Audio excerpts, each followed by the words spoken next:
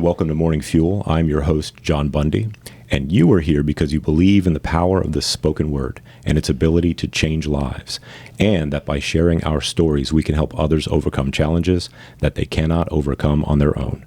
Whether it's a victory you need to win in business or in your own personal life, you understand that the answers can be found in listening to others who are willing to share their stories, knowing their story ultimately doesn't belong to them. All right, today's guest is a testament to the power of resilience, adaptability, and unwavering commitment to community. From the ever-changing landscapes of her childhood, thanks to her father's dedicated service in the U.S. Navy, to laying her roots in the heart of North Carolina, her journey is nothing short of inspirational. Venturing into Virginia marked the beginning of a transformative chapter where partnership in life and business catapulted a local refinishing company to new heights. Imagine the foresight and determination it takes to rebrand, organize, and elevate a business to become an industry staple, all while pursuing academic excellence and nurturing a growing family. Her story doesn't stop at revamping a business. It evolves into a remarkable career pivot from becoming a certified medical assistant and revered instructor to diving headfirst into the world of psychology. Yet it was her keen insight into the corporate world that unveiled her true calling, bridging the gap between companies and their potential employees. The birth of a premier headhunting firm under her guidance has not only changed the lives of countless individuals, but has set a new benchmark in recruitment, boasting a stellar placement and retention rate. But what truly sets today's guest apart is her heart for service. Beyond her entrepreneurial spirit and business acumen lies a deep-seated desire to give back, partnering with local missions to make a tangible difference in her community. Her life's work is built on a foundation of faith, perseverance, and a genuine care for others, striving to put blessings back into the lives of those in need. Please help me in extending a warm Morning Fuel podcast welcome to the founder of Headley Careers, premier headhunting firm, and the driving force behind Headley Commercial, a visionary leader who exemplifies the essence of success through service, Kaytee Headley. Thank you, John. Did I get the pronunciation of the name? It is Kaytee, because I want to say Kaytee. Yeah, I get that all the time, Yeah. but yes. Well, cool. Really great to have you here. I want you to introduce yourself, sir. My name's Dustin Headley. Kaytee is my wife. All right, cool. Do you find that sometimes you have to rein her back? Is she the like visionary? We're going to go in this direction, and you're like the level-headed guy, or what? How does this work? I guess you'd get different answers if you asked her or asked me. Okay, But I will. she's hard. She's hard to pull the reins back on. Okay. Once she gets something in her head, we're moving forward. All right. Well, cool. That could be fun. Yep. That could be fun. I'm that in my relationship with my wife. If she were not in my life, or if she were the same as me, we'd be in jail. I'm pretty sure. Yeah. Anyways, but very, very thankful for her. Well, I believe in her, so I'll support her. That's great. Yeah, same. That's awesome stuff. So, Miss Kaytee. Yes. What does your grandma call you? Kaytee. Kaytee. Okay, Yeah. so it is Kaytee. Okay. I was just wondering if there was going to be some of that. Now, you're Navy, I want to say brat, but probably not a brat. Were you a brat? Oh, I was definitely a brat. Do you have brothers and sisters? I do. Siblings? I do. How many? Technically, there's 7 of us. Wow. Are you the oldest? I am the only child, and I'm directly in the middle. Oh, I got you. Technically, you said, so that's intriguing. What does that mean? Technically 7. Both my parents have remarried a couple of times, Okay, so we've gotcha. acquired different siblings and Okay, that could blended be it all together. Fun and messy. Yes. Okay, cool. So, how did you get started in headhunting? I kind of chuckled about this as I was putting together the intro and reading over the bio. How do you not get into headhunting when your last name is Headley? That's a good point. I actually surprisingly never put that together. Yeah. I'll do that. I'll put it together for you. I didn't think about that. It's really funny. A friend of mine a couple years ago, back in 2020, 2021, had been doing this in Dallas. And so she came in and was like, I think you might be a really good fit for this. And I fell in love with it. Started helping her with some resume prep and, vetting people, working on client relations, and then just stemmed from there. So you kind of fell in love with that work? I did. I fell in love with it. What were you doing at the time you were asked to try this out? Well, I was doing two things. So I was running Headley Commercial, and then I was also attending CNU full time. And you were studying at CNU. What were you studying? Psychology. Psychology. Yeah. I saw part of your bio said a phlebotomist. Yeah, so I'm actually a certified phlebotomist. I'm also a certified medical assistant. I have a bachelor's degree in psychology, and then I also have a degree in social science. Okay, so if there's ever a trauma at the office, you're the one that people are going to look to. I'm probably the one causing the trauma. I'm just kidding. No, you're probably not kidding. Your husband would probably say, yes, you're the one probably causing the trouble. I like to keep them on their toes. Yeah. Okay, well, that's good. That's good. Well, cool. I first met a member of your team, and I would say Miss Garrett.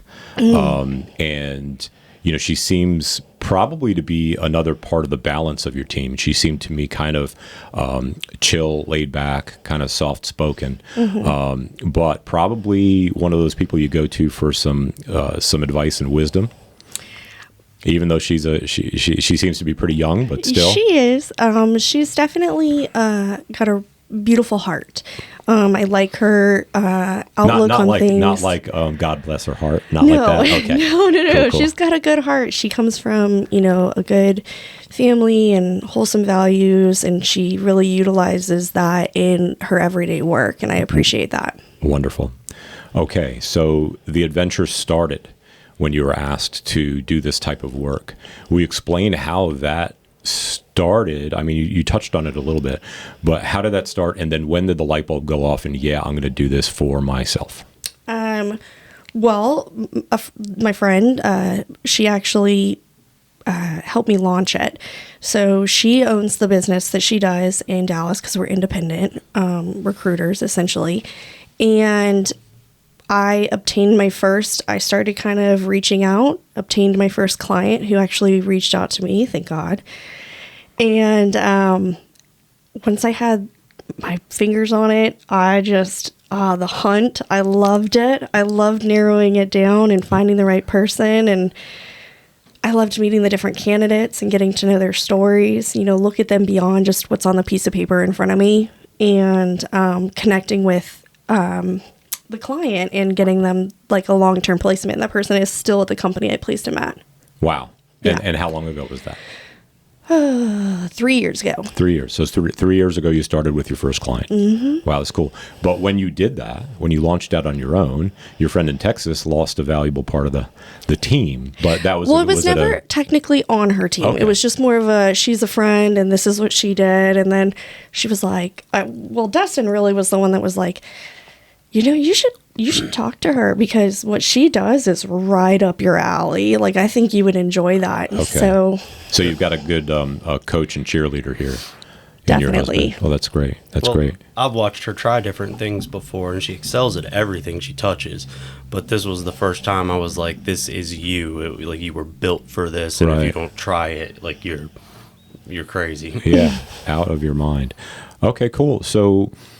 we got your origin story, and you've been doing this for 3 years now. How many? What's your client load like? I mean, how many folks are you servicing right now? Currently, I have 3. I try not to take on more than 3-4 at a time because I like to give my time and dedication to each client and make sure I know what they're looking for. We don't just churn out resumes or people, or I really take the opportunity to get to know them. Sure. So I would say I've had. A dozen or so, maybe a little more than that, clients over the last 3 years. And most of them are repeat customers. So I hire for multiple positions. Wonderful. How long does the process usually take from somebody signing up with you to they're in their job and they're like, bye-bye?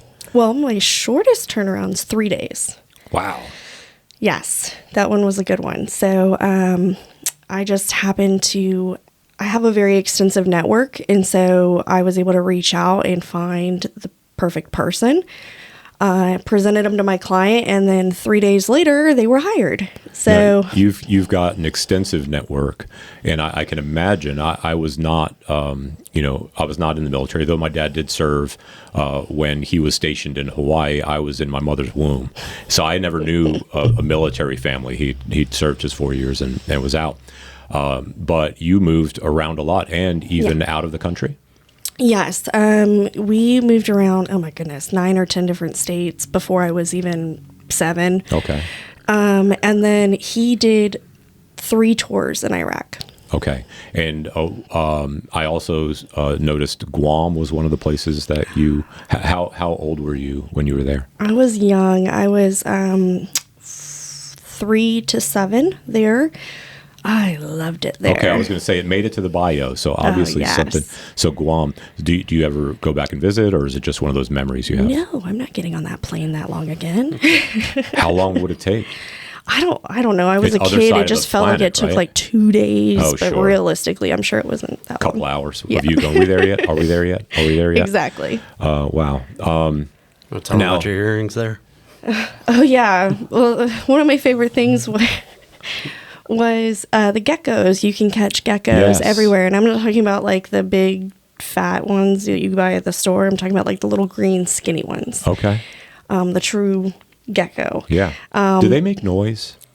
Do they? Is that one of those things at night you hear them? No, not really. Or at least not to my knowledge. In Puerto Rico, it's coqui. And as soon as the sun starts going down, it's like, what is that noise? And it's usually you would hear like crickets or cicadas here. It's coqui in Puerto Rico. Okay, well, interesting. So you would catch those things by hand. Did you name them? Did you have like pets? And so I did something a little weird. You didn't eat them? No. Oh gosh, no. Okay, just checking. If you kind of put a little pressure, I want to say pinch, but not hurt them, the side of their mouth or jaw will pop open, and then they will clamp down and hold onto whatever is put in their mouth. So I used to wear them as earrings. They would hang out there for how long? When would they let go? I mean, they would hang on all day. And it didn't hurt? No, not at all. I mean, it would feel like a clip-on earring. That's crazy. I'd have to take them off for school because my teachers were like, you can't wear these in the class. So. Wow. Why not? It's a cool accessory. It was. Yeah, no doubt. I mean, we learned a lot. Living jewelry. Yeah. My daughter's, my youngest, she was hooked on a show called Wildcrats. And they would do stuff like that. Except one of the villains would be wearing animals. And would do that sort of thing. But you don't seem to be the villainous type. I won't ask your husband, though. Anyway, well, cool. That's neat. That's some neat stuff. What's another kind of strange military hopping around story that you have? Hopping around. That's frogs. Anyways, geckos. I don't know. I think Guam may have been the craziest one. Okay. Everything else was really local to the U.S. and, it was so quick between the different places. Sure. So, is Guam the longest you stayed in one place? Yeah, it is. Okay. So, because we spent 4 years there. And I mean, it was such a different culture. I mean, one of my classes in school was basket weaving. So that was just... Seriously? Yeah, I'm dead serious. Underwater basket weaving? No, just regular. Okay. That must be a local joke. We told that one in college. Yeah, I don't know where I heard that from before, but anyways. Okay. So we are very interested in Morning Fuel, understanding that when I say people's stories ultimately don't belong to them, we can keep a story to ourselves, and it can give us, some grit, some power if it's some memory that we have that can kind of propel us. But when we share our stories, we actually help to set people free, get people unstuck. Because a lot of times in our stories, especially our struggles, we feel like we're the only one. But when we hear somebody else had that struggle or story, it kind of gives folks that, wow, they made it through that, if they're in the middle of it, or they use that as leverage or some power to get through. What ultimate, I like to say, faceplant or wall have you run into in business or personal life that caused you to make some decisions that really kind of catapulted you or caused you to pivot in your business? It's funny. I wasn't, I just told Dustin, I was like, don't let me say anything crazy. But when But, you know, there's something that hits me when you're talking about this, and you're right. There is a lot about my story that could set somebody free or feel like they have a friend in the chaos of it all. Yeah.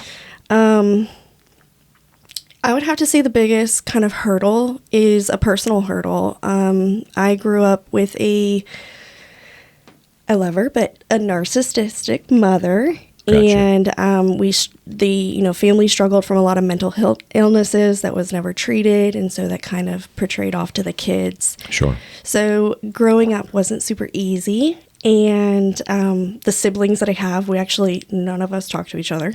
Still? So yeah, still. Oh, wow, and they're okay. in Virginia. So you are an only child then? I am an only child. Okay. But, you know, I went through all this hardship and, you know, kind of revelation over the years between different, from childhood abuse to being a young adult and being abused and then turning around. And I had this moment when I was about 20 and I decided, I don't want to be this person anymore. I don't want this to define me. So I packed up everything, moved back to North Carolina, and because I had jumped between a couple places. Where were you at the time you made this decision? California. California. All right. Yes. And I moved back, and I changed my whole world. And then life just took me from there. And it's been kind of a wild ride. But I think that if I didn't have that difficult start, I wouldn't have the grit, as I like to call it, that I have now, or the ability to read people or understand what they might be hiding, and having that ability to utilize what I've learned in the field that I'm in now. Right. When did you meet Dustin? 7 years ago. Okay. So I met Dustin. I got a job opportunity up here in Virginia Beach for a financial manager position. I loved it. I worked with the tactical distribution team, right up my alley with the military. Okay. And when we met, I knew on the first date, I came home and I was like, I'm going to marry that man. Okay. And I guess for him, it was the second date. Let me stop you. Okay, I was going to ask that. So when you first met her, she had already made the decision. She's going to marry this man. What did you think of her? I was all for going out on the second date, and she basically she did to me on the second date what she does every day for her job, and she psychoanalyzed me to a point that I didn't know the things she was saying about me, and it just clicked, and I was like, you just made my whole life make sense, and wow, like let's do this. Okay. It was a second date for me, which is, you know, hard to say because it was the first for her, but I mean, our first date was amazing. Mm-hmm. It Wow. was. Where'd you go? Oh my gosh. You want to tell? it? So it was Father's Day. We both almost canceled on each other. She was cooking dinner for her family, and my dad and brother had come into town. So we both were just tired, and we're like, well, I'm just going to stay here. And, you know, it ended up that we both sucked it up and went. So I didn't think about it being Father's Day, so I didn't make the reservation at the place we were supposed to have dinner. So we're standing there, and they're like 45-minute wait, and she goes, well, let's just kind of wing it. We'll play it by ear, walk down the boardwalk. And I was like, oh, that's amazing. That's right up my alley. Just kind of go with the flow. So we ended up finding this little place with a street band and got to talking about fairs and things like that. And the fair was at Mount Trashmore. So we went up there, ended up staying so long that her roommate called to make sure that she wasn't abducted or Right. She did. in She trouble. was like, are you still okay? And we didn't leave until Mount Trashmore sent the tow truck for my truck that was sitting in the parking lot. So I Did guess you they get were. it before they Oh towed it? yeah, yeah. We That happened to was see really it. fun. How are we going to get home? Yeah. Yeah. Next thing So you it know, was- you're homeless. You know. So that was our first date. It was amazing, and but the second date sealed it for me. So Cool. Well, awesome. Thanks for sharing. Yeah. I know we can get vulnerable here sometimes, and I think it's important. So, what got you through that hard time? What was your morning fuel? And that's the reason why I started the show. I had I had a tough time where I lost 2 jobs in 1 week, and went, kind of lost myself in anxiety and depression, imagining my family homeless because I couldn't. The one employer I actually left to go to another employer, and then that employer let me go because of problems with the actual establishment and their clientele. So I lost 1 job, and then I lost a dream job. And kind of spiraled down into this mess. But because of my faith, I had hope, and it was. I feel. I don't know exactly how long it took, but kind of like that child that thought it was forever to get to Guam, or I thought I was not going to pull out of it, so I was like making preparations, But that being said. What is it that got you out? What was the fuel that got you out of that tough time and then caused you to make that decision at 20 years old? I want to be awesome. I want to say I had this extreme faith, and but I didn't have faith growing up. My grandparents always prayed for me and tried to teach me, but I was that stubborn young lady, and realistically, it was just pushing through it. I knew there had to be more. I knew that what had followed me for so long could not continue to do so. And so I made a change. And when I moved back, I had some difficulties, but started on my own 2 feet and built myself from there. I worked 5 different jobs. I went to school. I dropped out of school because I couldn't pay for school. So it was a lot. But I guess my fuel was just knowing there was more, there was better. And I dealt with a lot of depression, a lot of anxiety. I am bipolar. My lovely first daughter triggered that with my pregnancy. Apparently it's genetic. But I know now how to handle things, and I think getting through the difficult times makes you feel like you can tackle anything. Gotcha. All right. Wow. Fantastic. So before I ask my last question, how can folks that want to either, improve their careers or get a new career, how can folks communicate with you, start a relationship, and perhaps use your services? Oh, you can connect with me on LinkedIn.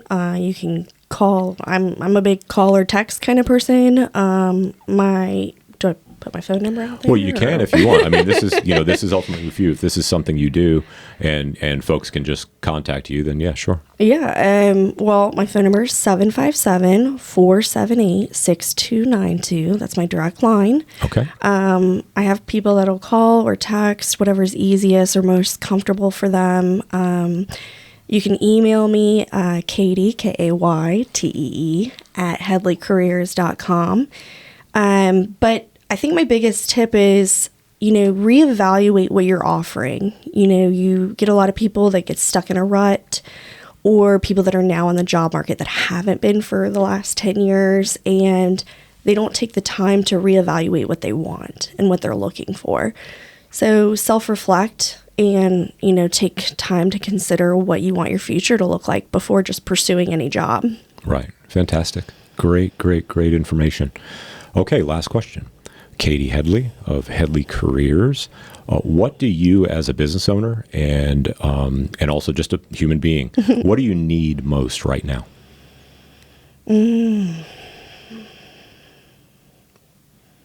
Prayers. Owning a company is not an easy task. We joke all the time. We have this large company, and we live by the seat of our pants, quite literally, on faith every single week. And